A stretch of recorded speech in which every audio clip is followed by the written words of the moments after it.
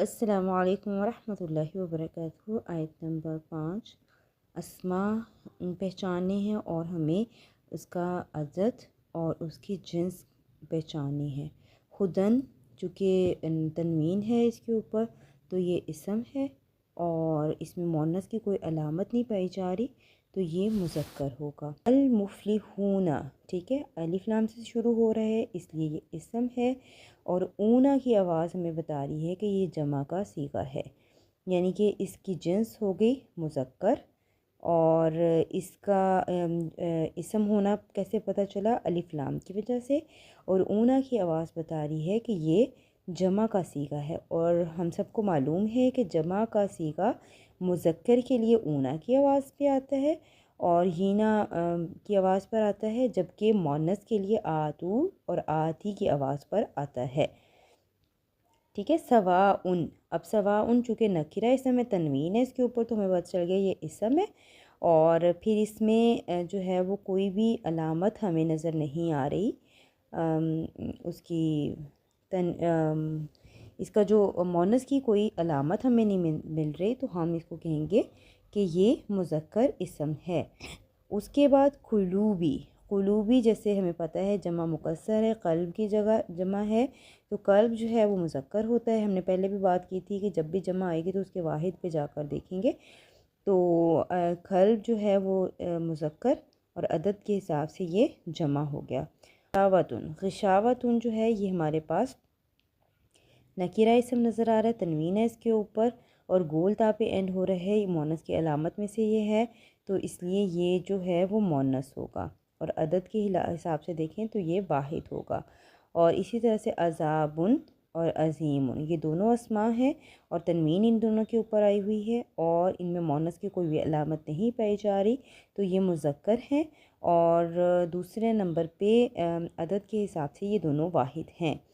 ठीक है। और उसके बाद आ गया अल आखिरी, तो अलिफ लाम लगा हुआ है जिससे हमें पता चला कि ये इसम है। और इसम जो है वो अलिफ लाम की वजह से हमें पता चल गया ये इसम है और इसमें मोनस की कोई भी अलामत नहीं पाई जा रही, इसलिए ये मुज़क्कर है और ये वाहिद इसम है क्योंकि इसमें जमा भी की भी कोई अलामत नहीं पाई जा रही। मुमिनीना, ठीक है, मुमिनीना जो है ये भी इसम है। कैसे पता चला हमें इसम है? क्योंकि ईना की आवाज़ हमें आखिर पे सुनाई दे रही है और हमें पता है कि ये जमा के सीगों में इसम जब जमा होता है तो ये ईना की आवाज़ हमें या नून की आवाज़ सुनाई देती है, तो ये इसम है और ये जमा की हालत में है। और इसका जिन्स अगर देखें तो इसमें यानी कि मुमिन था ना लफ्ज़ वाहिद इसका, तो वाहिद मुमिन, इसमें मोनस की कोई भी अलामत नहीं पाई जा रही, तो ये मुज़क्कर हुआ। तो इसी तरह से हम आगे आ जाते हैं अनफुसा। अनफुसा भी हमें पता है कि वो इसम है, नफ्स की जमा है, जमा मुकस्सर है।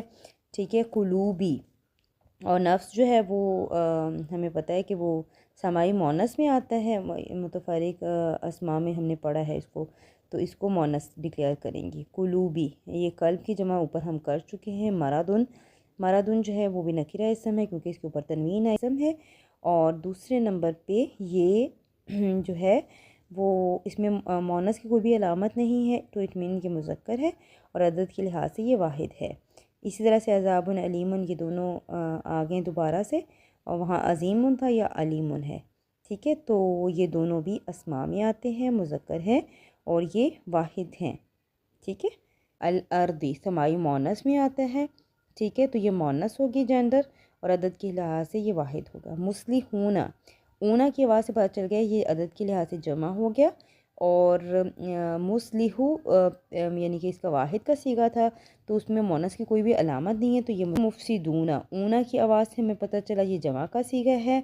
और अल मुफसिदू वाहिद था, तो वाहिद में कोई भी मोनस की अलामत यहाँ नज़र नहीं आ रही, तो ये मुज़क्कर हुआ। ठीक है। अन्नासु, अन्नासु जमा मुकस्सर और इसके जो वाहिद पे जाकर देखेंगे तो ये मुज़क्कर डिक्लेयर होगा। इसी तरह से अस्सुफ़हाउ, अस्सुफ़हाउ जो है ये भी जमा मुकस्सर है, इसका वाहिद सफ़ीहा है, तो उसके ऊपर जाकर देखेंगे कि ये ज़ाहिर भी उसमें मोनस की कोई भी अलामत नहीं है, ये जमा मुकस्सर है। ठीक है, मुस्तहज़िऊना, ऊना की आवाज़ बता रही है कि जमा का सीगा है, मुज़क्कर है, क्योंकि इसमें मोनस की कोई भी आवाज़ नहीं है, मोनस की कोई भी निशानी यहाँ पर नहीं है।